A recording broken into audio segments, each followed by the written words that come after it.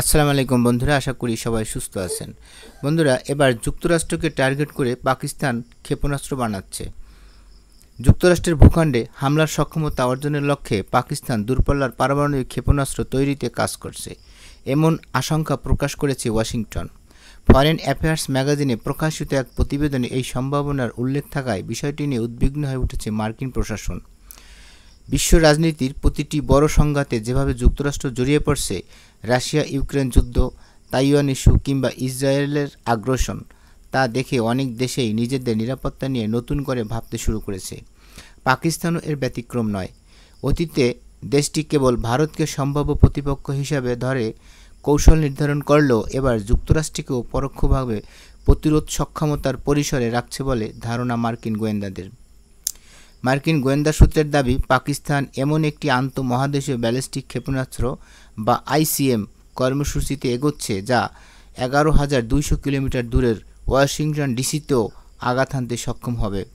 এই প্রযুক্তি অর্জিত হলে পাকিস্তান কেবল আঞ্চলিক পরাশক্তি নয়, বরং একটি পূর্ণমাত্রার পারমাণবিক প্রতিপক্ষ হিসাবে প্রতিষ্ঠা পাবে।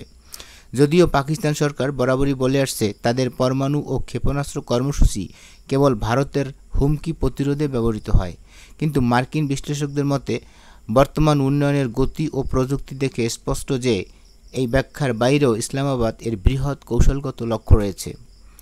বিশ্লেষকদের দৃষ্টিতে পাকিস্তানের এই উদ্বেগ চারটি গুরুত্বপূর্ণ বার্তা বহন করে। প্রতিরোধমূলক সক্ষমতা বৃদ্ধি।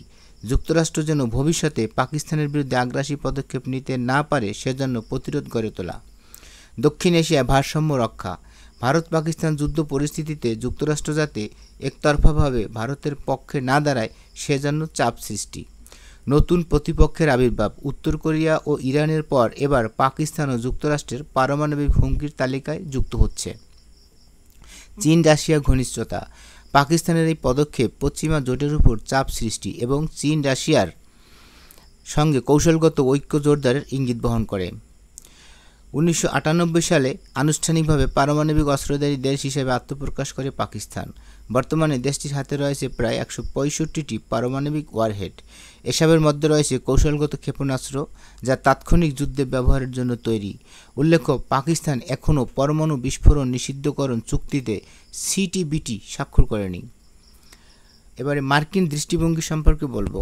ওয়াশিংটনের দৃষ্টিতে যে কোনো রাষ্ট্র যদি এমন অস্ত্র তৈরি করে যা যুক্তরাষ্ট্রের মূল ভূখণ্ডে হানা দিতে পারে, তবে সেই রাষ্ট্র বন্ধুর তালিকায় থাকতে পারে না। পেন্টাগনের মতে, আপনি যদি এমন কোনো অস্ত্র তৈরি করেন যা আমাদের ঘরে ঢুকতে পারে, তাহলে আপনি আর বন্ধু নন, আপনি প্রতিপক্ষ। বর্তমানে যুক্তরাষ্ট্রের পারমাণবিক কৌশল একাধিক চ্যালেঞ্জের মুখে। রাশিয়ার অস্ত্র নিয়ন্ত্রণ নীতির দুর্বলতা, চীনের দ্রুত অস্ত্রভান্ডার বৃদ্ধি, উত্তর কোরিয়া ও ইরানের পরমাণু কার্যক্রম, তার উপর নতুন করে পাকিস্তানও যুক্ত হওয়ার উদ্বেগ বাড়ছে।